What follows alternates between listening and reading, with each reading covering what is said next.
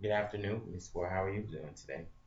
I'm not feeling so well. I've got the headaches and the stiffness in my neck, and I just feel awful most of the time. Well, I'm sorry to hear that. That's what we're here to fix. So the headaches, you think it started from when you had a car accident? Yeah, maybe. I don't know. I think I had the car accident maybe about 2 years ago, Oh, and I felt sore and stiff, but I didn't think it was anything that warranted me going to the hospital or anything like that. But so you didn't go to the hospital. no. Mm-mm. Okay, so you have the headaches now. Um, are you taking anything to make you feel better? Yeah, I'm taking Tylenol and Motrin, but it doesn't seem to help the pain. I Mm. mean, it just kind of gets me through my work day. Yeah, so they're like, whenever the medication is gone, you pretty much headaches. Yeah, back Oh in the man. same place that I was So tell me before. about the stiffness. That's new, right? The stiffness is new. I just had a baby, and so just tending to the baby every every day kind of brings on the stiffness. So that's kind of new. The headaches have been there, but the stiffness in the neck seems to be it's definitely gotten worse. Mm. What's making it worse? You think just the everyday I mean, life, every day, holding the baby? holding the Okay. baby, sitting up. I mean, just my everyday activities as a mom. It just is. I mean, it's horrible now. The pain and the stiffness, and every time that I wake up in the morning, it's really, really bad. Okay. So last week we ran a titron, which is a cervical scan of your neck area.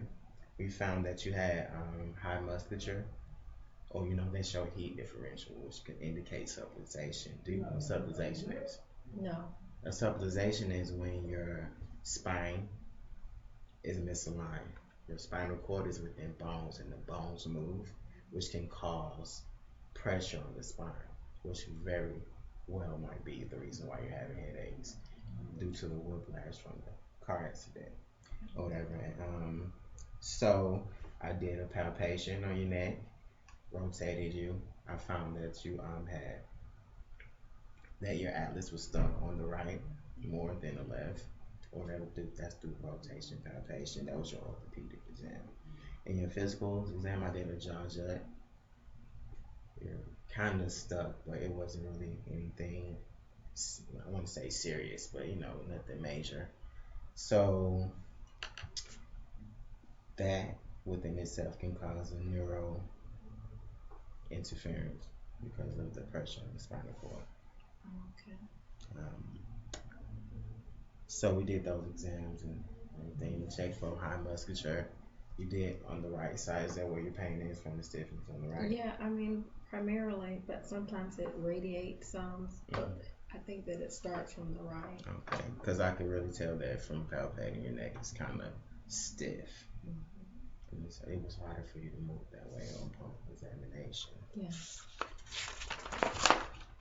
And no, I looked at my X-rays and it did confirm that your atlas was stuck in the right rotational position, and we're going to take care of that, and hopefully this will subside your headaches.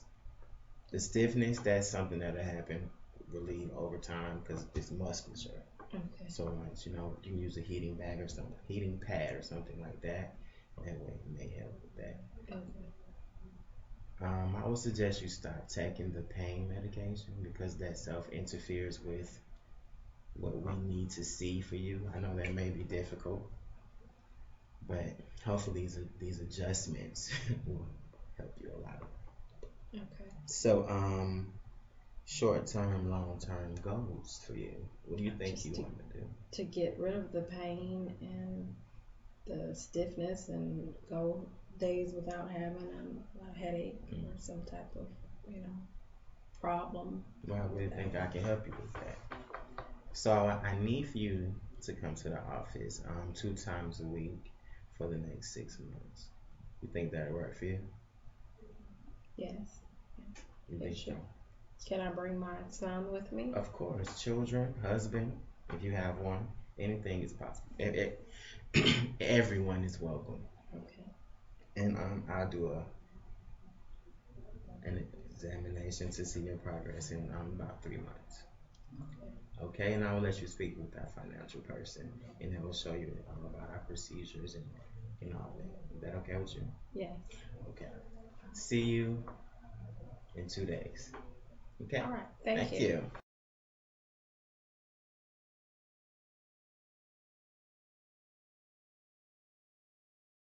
Afternoon, staff members. Good We afternoon. have a new update to our attendance policy and punctuality policy that I'd like to go over with you today. Okay. This applies to all employees at Ward Chiropractic. It is the policy of Ward Chiropractic to establish reasonable and necessary controls to ensure adequate attendance and to meet the business needs and the patient needs. Our following procedure is that number one, working schedules and starting times are established by the office manager. And this is based on the needs of the business and our patients. The office manager is responsible for communicating work schedules to all of the employees.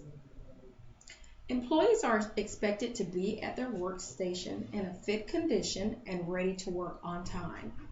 Work activities should commence at the starting times and continue until the normal designated stopping times for breaks, lunches, and the end of the workday. In the event of absences or tardies from an assigned work schedule, the employee is required to report the absence to the office manager. When reporting absences, the employee must telephone his or her supervisor or other designated individuals as specified by management. The employee must call within 1 hour of the scheduled start time. Our company reserves the right to require an employee to submit a physician's certificate in the event of repeated absences for medical reasons, or in the event of medical absences exceeding more than 3 days. The company also recognizes that there will be an occasional absence that can occur, and this is defined by our company policy for holidays, vacations, jury service, funeral, family and medical leave, personal leave, military leave, and voting. Time off from work is unpaid unless we have established a specific policy providing pay for the time off. An employee's absence will be considered excused if covered by the policy, and the office manager provides, and the employee provides proper and timely notification to the office manager. The office manager must deem this excused absence to be satisfactory. Timely notification means calling in on the day of the absence and providing advance notice for absences which can be anticipated. An employee's absence will be deemed unexcused when an employee fails to call in, gives late notice, fails to give advance notice for an absence which could have been anticipated, exceeds the number of length of absences as defined by the policy or authorized in advance by the office manager. Unexcused absentees are subject to corrective disciplines or termination as defined in policies on discipline and separation of employment. Excessive absenteeism is defined as 2 or more instances of unexcused absences in a calendar month. Such excessive absenteeism is subject to corrective discipline. Any 8 instances of unexcused absenteeism in a calendar year are considered grounds for discharge. In the event that an employee is absent for 3 days or more without prior notice or approval, such absences is viewed as job abandonment.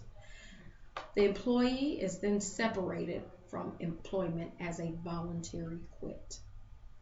In the event a non-exempt employee reports to work late, he or she will be docked for time missed. Any lateness up to 6 minutes shall result in the loss of pay equivalent to 1/10 of an hour for each 6 minutes of lateness. Excessive tardiness shall be subject to corrective discipline and or termination. Excessive tardiness is defined as 3 or more instances of lateness in a calendar month and is subject to corrective discipline. Any 12 instances of lateness in a calendar year are considered grounds for discharge. An employee's request to leave work early may be considered by the office manager. Approval of such absences should be based upon the urgency of the reason for the absence and the department's staffing needs. The office manager is responsible for maintaining attendance records and for advising all employees of absences or lateness that exceeds the guidelines of this policy. Thank you.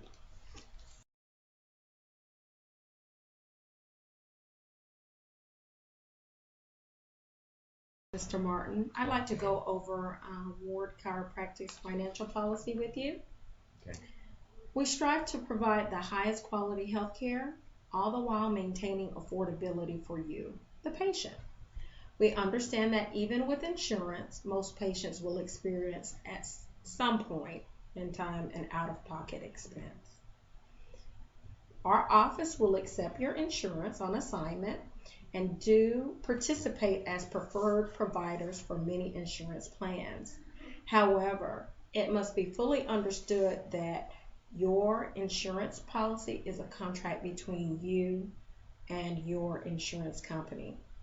Our office will not enter into a dispute with your insurance company over policy limitations or issues. This is your responsibility and obligation. All charges incurred are your responsibility. If you have any questions or concern with your reimbursement, you will need to contact your employer or your insurance company. Our office will file your claims for you and assist you in every way possible to ensure benefit recovery. We cannot be certain if your insurance covers chiropractic care, although most policies do provide coverage. The amount they pay varies from one policy to another. We will call to verify benefits on your insurance. However, the benefits quoted to us by your insurance company are not a guarantee of payment. It is our policy and agreed that any services rendered charged to you directly, and you are responsible for payment of any non-covered services, deductibles, or co-payment. If you have a non-participating insurance, we will gladly bill your insurance company for you and will call to determine your chiropractic benefits. Payment is due at the time of service for all deductibles, co-pays, and non-covered therapies unless arrangements are with the office staff. Patients without insurance, we request that 100% of the examination and x-ray exam be paid at the time of the visit, unless other arrangements have been made.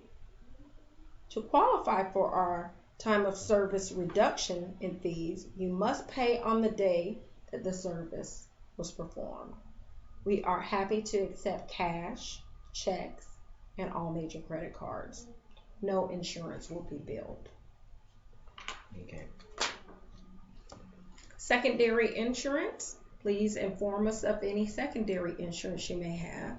We will file and collect from your secondary insurance for services covered by the secondary payer. Please inform us if you have medical savings accounts or a flex spending plan. We will be happy to provide you with a statement of charges for reimbursement. Okay. Health savings accounts or high deductible health plans. Please inform us if you have a health savings account, as chiropractic is a qualified expense and can be paid through your health savings account and billed to your high deductible health plan. Please read the following office policies regarding assignments. At the beginning of your treatment in our office, we will verify your policy benefits. However, phone or fax verification of coverage is never a guarantee of payment. Return checks and balances over 90 days may be subject to additional collection fees and interest charges of 2% per month. Changes may also be made for missed appointments and those who cancel without a 24-hour notice. Your insurance will be filed as a courtesy to you. We file insurance claims on a weekly basis. You will be responsible for your full deductible and co-payment or co-insurance. Payment is due when services are rendered. If your insurance company does not pay something that was anticipated, you will be responsible for that amount as soon as we and you are aware of the denial.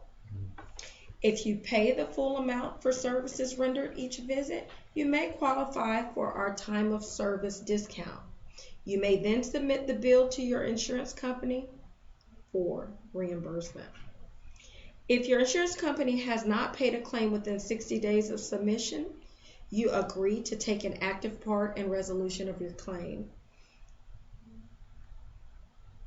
If your insurance company has not paid within 90 days of submission, you're responsible for payment of any outstanding balance. Our fees are considered usual and customary by most insurance companies and therefore are covered up to the maximum allowance determined by each insurance company. This statement does not apply to companies who reimburse based on arbitrary schedule of fees, bearing no relationship to the current standard of care in this area. Okay.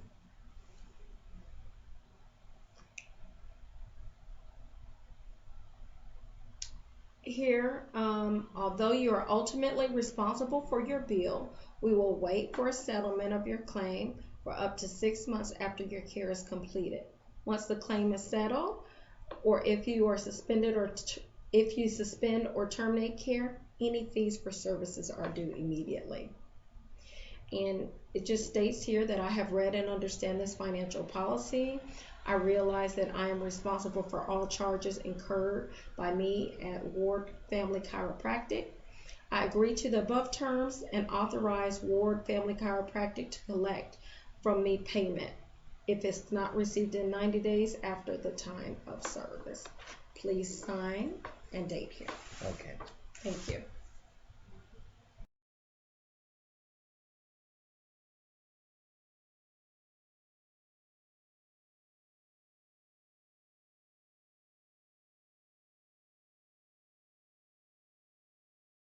No office procedures and everything. My office procedures, articles I've collected over my time here and things of that nature. It's getting quite large. Pro chiropractic research articles. I have several articles in here about children and the benefit of chiropractic, the benefit of chiropractic on children with ADHD, spinal health, relieving subluxation, maximize living. It's several articles here, pro chiropractic articles. And this is my chiropractic policy and procedure manual that has all of the SOPs and standard operating procedures report of findings, what to do next, how to answer the phone, the details. Thank you.